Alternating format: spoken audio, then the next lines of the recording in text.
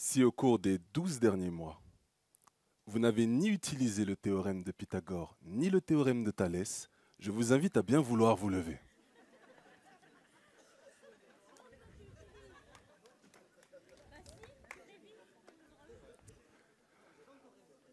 Il y a des débats dans la salle. Maintenant que vous êtes tous debout, si au cours des 12 derniers mois, utiliser ou connaître par cœur les différentes batailles de Vercingétorix, Napoléon ou Jules César ne vous ont pas aidé à obtenir de promotion, restez debout. Restez debout si, au cours des 12 derniers mois, formuler des équations à 3 inconnus ne vous ont absolument pas aidé à monter une entreprise ou à entreprendre votre vie. Si à ce stade du jeu vous êtes encore debout, alors ça veut dire que vous avez, comme moi, envie que l'école vous permette d'apprendre beaucoup plus, à vous aimer, à être en capacité de vous connaître, à être capable de vous dépasser, à faire preuve de résilience. En d'autres termes, gagner la partie. Si c'est ce que vous auriez aimé apprendre à l'école, je vous prie de faire un tonnerre d'applaudissements pour vous-même, afin que jusqu'à l'éducation nationale, ils nous entendent et qu'ils comprennent qu'on a un message pour eux. Ce message, c'est le message que vos applaudissements portent. Ce message, c'est celui de dire que nous voulons que l'école innove pour que nous réussissions à grandir ensemble. Veuillez vous rasseoir, s'il vous plaît.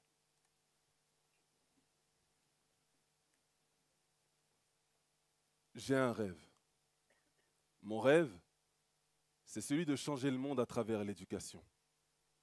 Je crois profondément que chacun d'entre nous avons le droit à un avenir et à de l'espérance. Mes magnifiques parents ont tout fait pour que j'aie le droit à cet avenir et cette expérience.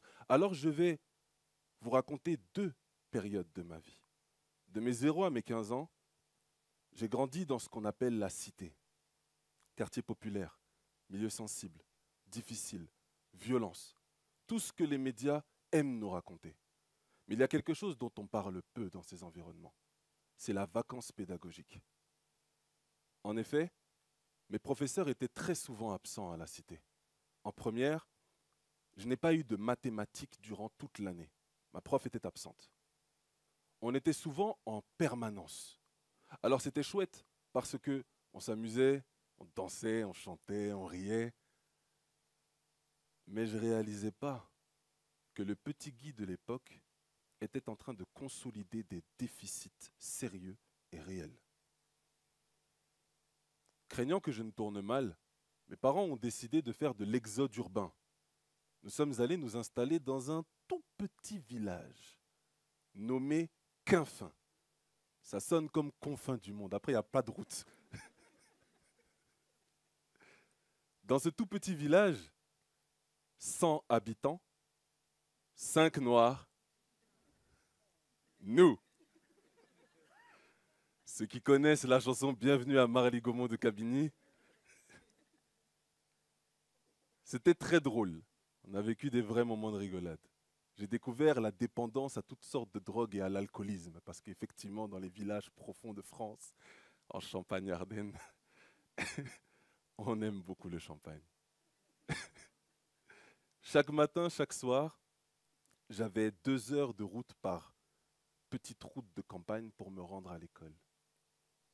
Et à l'école, j'ai découvert dans ce lycée Gaston Bachelard que bien que je sois en terminale avec mes camarades, j'avais le niveau d'un seconde. J'étais largué. Zéro savoir-être, zéro culture générale, zéro en mathématiques. Et j'avais un papa qui me faisait comprendre qu'il fallait mieux que j'aie mon bac du premier coup. Alors je n'avais pas d'autre choix que de réussir ce qui m'a été accordé.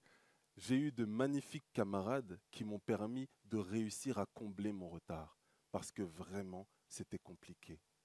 J'ai découvert les difficultés de l'intégration.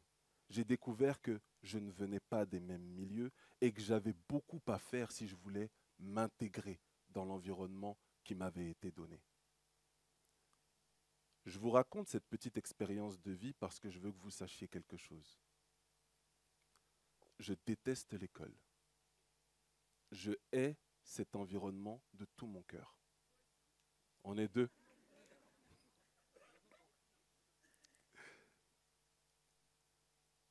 Je le déteste pourquoi? Parce qu'il cristallise tous les maux et toutes les difficultés de notre société.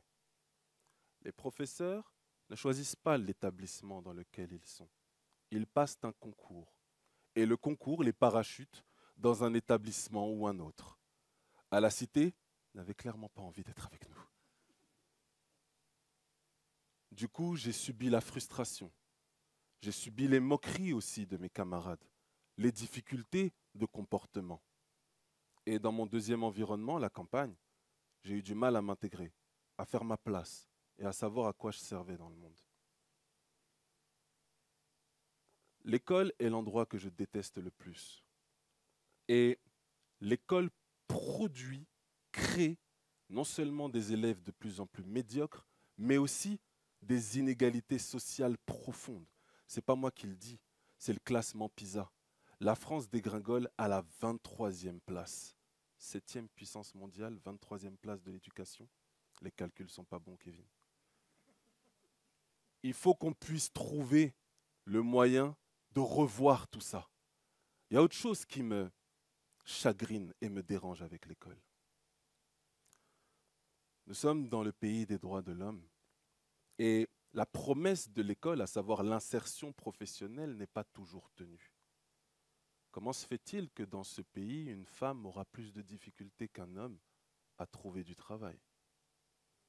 Comment se fait-il que dans le pays de la colonisation, une personne dite racisée aura plus de problématiques à trouver un emploi qu'une personne dite blanche? Comment se fait-il que dans le pays de la laïcité, qui n'est autre que le droit à tous de pouvoir vivre son culte en étant protégé librement, en fonction du tissu qu'on a sur la tête, on trouve du travail ou non? Tout cela me chagrine. Mais mieux que d'être chagriné, je préfère revoir le passé. Parce que initialement, celui qui a instauré l'école obligatoire pour tous en 795 était mu d'une volonté divine, celle de permettre à tous de pouvoir lire sa Bible. En effet, Charlemagne était un cancre. Il a appris à lire qu'à l'âge adulte. Et il voulait que tout le monde ait la possibilité de lire et écrire comme il venait de l'apprendre. Par conséquent, il a demandé à tous les prêtres de l'époque d'instruire toute sa population de son royaume. 1000 ans plus tard, la flamme qui l'animait est toujours présente, puisque les rapports de l'évêque d'antan Talleyrand Périgord et de M. Condorcet nous disent que l'école doit être une entreprise pour permettre à quiconque de s'instruire et d'être égaux à la fois en droit, en instruction et politiquement. On se rend compte que, bien que tout apprendre ne soit pas possible, donner l'accès à l'instruction à tous, ça, c'est notre entreprise commune. Ce sont les prémices de ce qu'on appelle aujourd'hui la formation continue. Alors, qu'est-ce qui s'est passé? Comment est-ce que nous sommes arrivés à un point où on se demande si l'école produit de la chance ou au contraire n'en produit pas? Je ne cherche plus à m'interroger sur le sujet. Je ne cherche plus à savoir ce que devrait ou ne devrait pas être l'école. Je produis. Et depuis l'année dernière, je suis l'heureux directeur d'une école de commerce.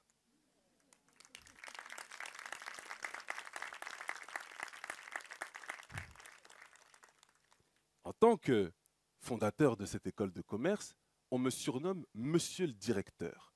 Et je vais vous en parler dans quelques instants de ce surnom parce que je suis attaché à un autre surnom. En effet, mon école de commerce se veut disruptive. Disruptive parce que je crois dans les 4 lettres que je vais vous présenter dans quelques instants. La pédagogie que nous insufflons se veut efficace. Vous l'avez dit vous-même tout à l'heure, apprendre le théorème de Pythagore ne vous a pas servi depuis ces 12 derniers mois. Alors ce que je fais, c'est que je m'évertue à aller chercher l'innovation pédagogique où qu'elle soit en Asie, en Afrique ou au nord de l'Amérique, je m'évertue à rassembler ces innovations pédagogiques pour permettre à mes étudiants, issus de quartiers prioritaires ou de milieux ruraux, à découvrir ce qui les aidera pour leur futur. L'éducation efficace. Je coupe ce qui est bon ailleurs et je le décale vers les plus fragilisés. Je veux une éducation, pour le deuxième E, qui se veut éthique. On pose souvent la question, que fais-tu dans la vie? Mais la première question qu'on devrait poser à quelqu'un, c'est qui es-tu? Il faut qu'on apprenne à se connaître, qu'on apprenne à être intègre. Le développement personnel, le développement de mindset sont des choses qui sont très importantes et qu'on doit instaurer à l'école au plus tôt.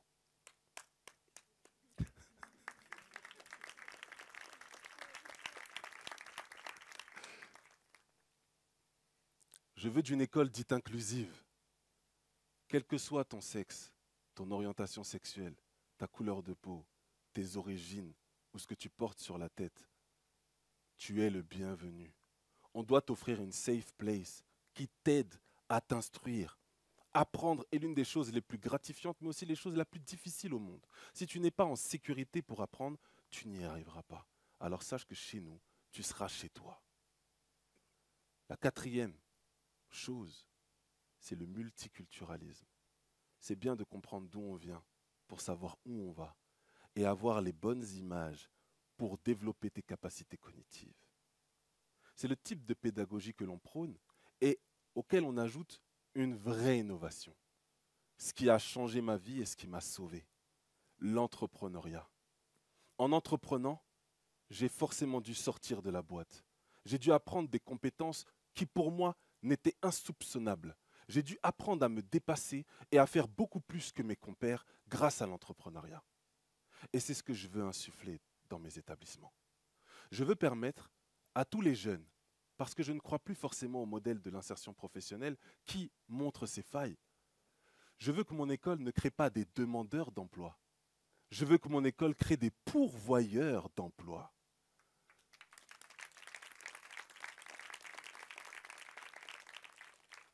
C'est terminé d'avoir un bac+3, un bac+5 et puis de pointer 9 mois au chômage.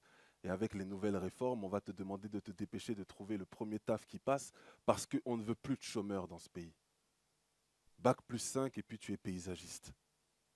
On ne veut pas de ça. On veut des personnes qui sont là où elles doivent être. Tu étudies, tu te formes pour que ta passion devienne ton métier. C'est ça, entrer et prendre, entreprendre. Et je crois que c'est possible. Ce n'est pas une utopie puisque vous avez tous un smartphone, un compte Instagram ou Facebook. Meta, Mark Zuckerberg, a créé son entreprise pendant qu'il était à l'école. Jovan Pijné, le fondateur de Delivered et de Mood, a créé ses entreprises pendant qu'il était à l'école. Lucie Bache, la fondatrice de Too Good To Go, a créé son entreprise pendant qu'elle était à l'école. C'est possible. Il suffit de créer le bon environnement pour que tout le monde s'y retrouve et soit capable de créer ce qui lui ressemble. Seul on va vite, mais ensemble on va plus loin. Et j'arriverai pas à faire ça tout seul. J'ai besoin de toi, de toi, de toi. J'ai besoin de chacun d'entre vous. Alors si vous le voulez bien, on va s'engager ensemble. J'ai besoin que vous vous leviez et que nous prononcions quelques mots tous ensemble. Ça vous dit? Alors, je vous en prie, levez-vous. Et c'est très simple. Il vous suffit de répéter après moi. Je m'engage à faire de ma vie une vie qui donne du sens. Je m'engage à faire en sorte que chaque jeune trouve sa voie. Je m'engage à être un repère pour la jeunesse. Je m'engage à ne plus procrastiner. Je m'engage à vivre mes rêves. Et enfin, je m'engage à réussir. Vous pouvez vous applaudir et reprendre vos places. Pour que mon rêve se réalise, j'ai besoin de vous tous. Parce que vous allez vous engager et que vous allez vous développer, alors nous tous, nous allons le faire. Je crois profondément que nous pouvons innover, non pas seulement pour grandir, mais aussi pour réussir, tous ensemble. Merci à vous.